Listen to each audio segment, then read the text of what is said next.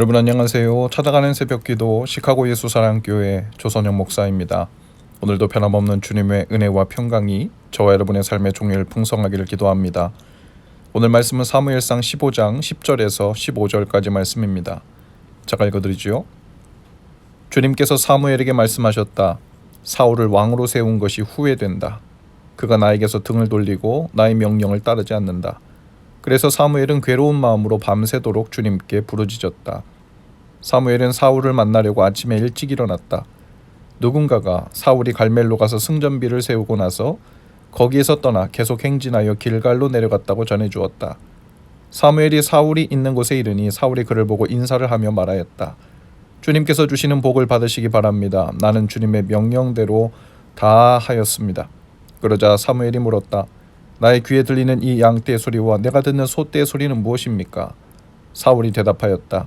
그것은 아말렉 사람에게서 빼앗은 것입니다. 우리 군인들이 예언자에게서 섬기시는 주 하나님께 제물로 바치려고 양떼와 소떼 가운데서 가장 좋은 것들을 남겼다가 끌어왔습니다. 그러나 나머지 것들은 우리가 진멸하였습니다. 아멘. 사울 왕은 13장에서 블레셋과의 전쟁에서 이미 하나님을 무시하고 자신의 생각을 앞세운 불순종의 죄를 저질렀죠. 그 교만한 마음이 싹이 되어 점점 자라고 있는 것일까요? 15장에 오면 이번엔 아말렉과의 전쟁에서 더욱 대담하게 자신의 생각을 앞세우는 것을 봅니다. 하나님은 사무엘을 통해 사울에게 아말렉과의 전쟁에서 남녀노소 짐승할 것 없이 생명 있는 것은 어떤 것도 살려두지 말라고 명하셨습니다.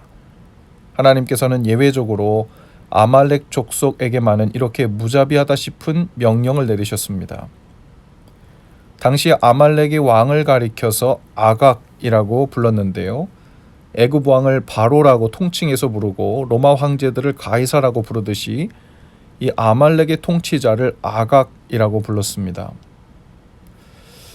이 아각이란 단어의 뜻은 타오르다, 맹렬, 분노, 흉포, 폭군이란 뜻입니다. 아말렉 민족의 정체성이 이름에 들어가 있죠. 그들은 이곳저곳을 이동해 다니면서 다른 민족들을 약탈하고 남녀노소를 가리지 않고 무자비하게 살해하는 잔인한 민족으로 당시에 명성이 자자했습니다. 그들의 민족성 자체가 분노, 흉포, 폭군이라는 뜻인 거죠. 그래서 성경에서 아말렉은 종종 마귀와 사탄에 비유되기도 합니다. 하나님은 분명 아말렉의 모든 사람과 짐승들까지 다 진멸하고 남겨두지 말라고 했지만 사울은 아각 왕을 사로잡고 나머지 백성들은 모두 진멸했습니다.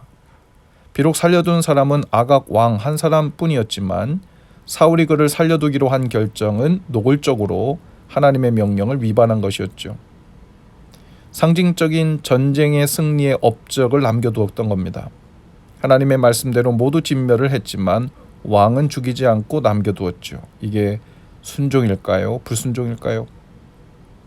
또 9절에 보면 사울과 그의 군대가 짐승들 중에서도 양떼와 소떼들 가운데서 가장 실하고 기름지고 좋은 것들은 남겨두고 나머지 것들은 말씀대로 진멸했다고 했습니다. 실하고 좋은 짐승들만 살려둔 겁니다. 하나님께 제사를 드리려고 남겨둔 것이라고 이야기했지만 사실 병사들이 아깝다고 살려온 것을 차마 말리지 못했다고 나중에 실토하게 되죠. 그러면 군인들이 자신의 명령을 따르지 않을까 하여 두려웠다는 겁니다.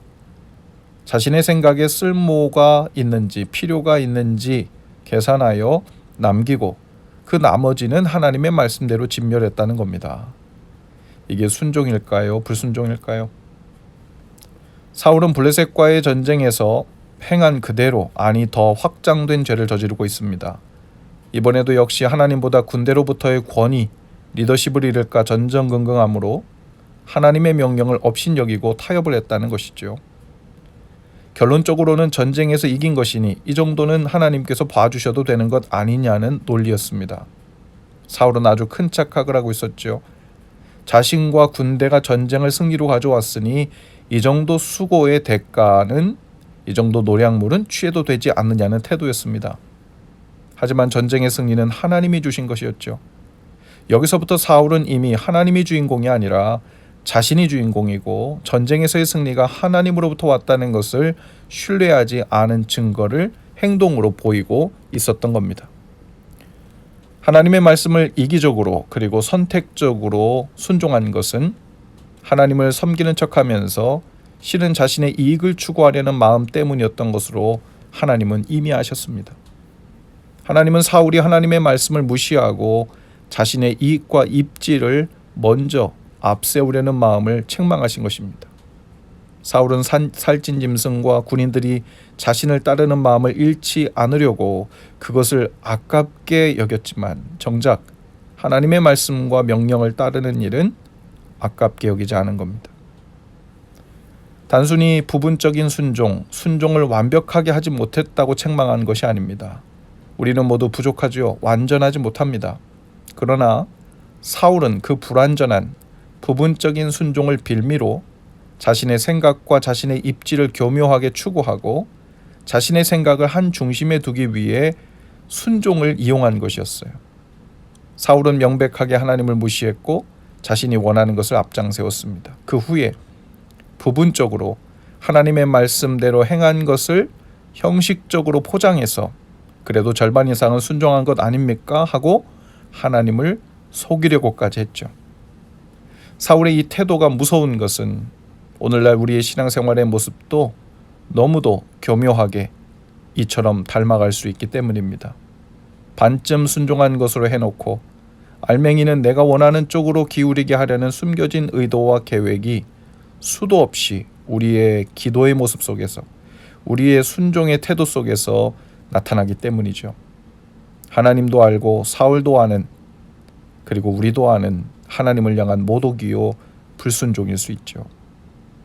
오늘 사울의 이 불순종의 태도가 아니 그것을 넘어서 그 후에도 마치 하나님을 속일 수 있다는 듯이 핏대를 세우며 다 진멸했고 다 순종했는데 뭐가 문제냐는 듯이 따져 묻는 사울의 그 교만함과 굳은 마음이 오늘 우리의 태도가 될 수 있다는 것을 경계하고 두려워해야 합니다. 세상이 박수 쳐주는 타이밍, 자리, 성공을 차지하지 못할까 봐 아까워하는 삶이 아니라 하나님의 말씀, 하나님을 향한 진심, 하나님을 향한 정직한 마음이 되려 퇴색되고 왜곡될까 봐 그것을 두려워하고 아까워하는 그 복된 마음이 오늘 저와 여러분의 마음에 부어질 수 있기를 주님의 이름으로 축복합니다. 기도합시다. 주님, 하나님의 말씀을 떠나 살까 봐 하나님의 말씀을 무시하면서 주님과의 관계가 점점 냉랭해지고 무감각해질까 봐 두려워하고 아까워하는 마음을 저희에게 주옵소서. 오늘도 하나님의 말씀과 하나님을 향한 마음이 우리의 삶의 가장 귀한 보물임을 기억하고 힘써 지키는 날 되게 하옵소서. 예수님 이름으로 기도합니다. 아멘. 여러분 오늘도 예수 사랑으로 화이팅입니다. 내일 아침에 다시 찾아뵙지요.